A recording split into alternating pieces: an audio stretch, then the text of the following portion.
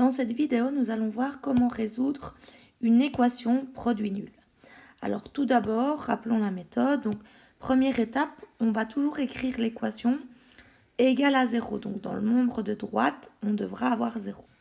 Ensuite, à la deuxième étape, je vais essayer de factoriser, c'est-à-dire faire apparaître un produit de facteurs.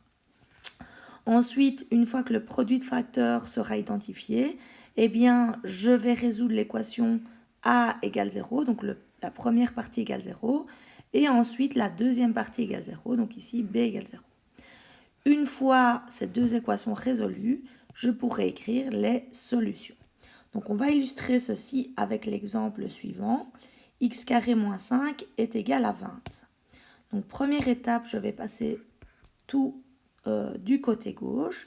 Donc j'aurai x carré moins 5 moins 20 égale 0. Si je réécris, j'obtiens donc x carré moins 25 est égal à 0.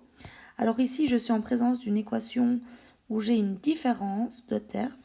Et moi, j'aimerais faire apparaître un produit de facteurs.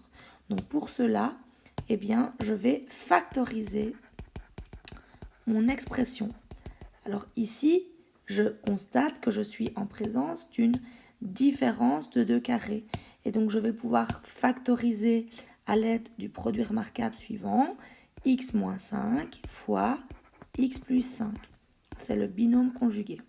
Et donc, j'ai à partir d'ici une équation produit nul. J'ai bien un produit ici.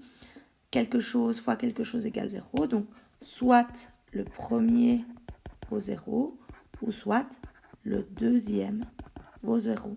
Et donc, j'aurai x est égal à 0, x est égal à 5, pardon. Et ici, pour la deuxième, x est égal à moins 5.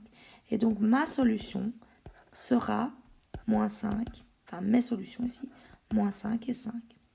Alors, un autre exemple, je vais prendre l'exemple 8x carré moins 2x au cube égale 0. Donc là, première étape, je factorise puisque j'ai déjà du égale 0.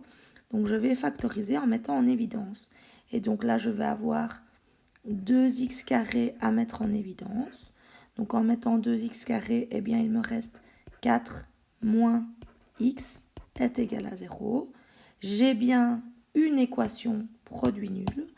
Et donc je vais résoudre la première équation égale 0 et la deuxième équation égale 0. Donc ici, je trouve assez facilement que x vaut 0. Et pour la deuxième, je trouve que x est égal à 4. Et donc mes deux solutions sont 0 et 4.